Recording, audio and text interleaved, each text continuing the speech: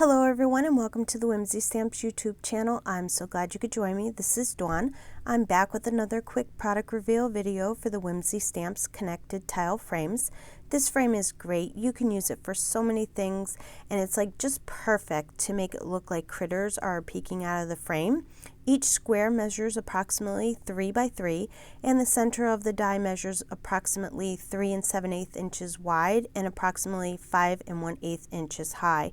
I die cut it out so you could see what it looks like. The frame when die cut measures approximately 2 7/8 by 2 7/8 inches square and it's approximately 3 3/4 inches wide in the center and 5 inches high. Here's a card I made using the connected tile frame die and I paired it up with the speckled background from the last release and the Panda peekers from this release.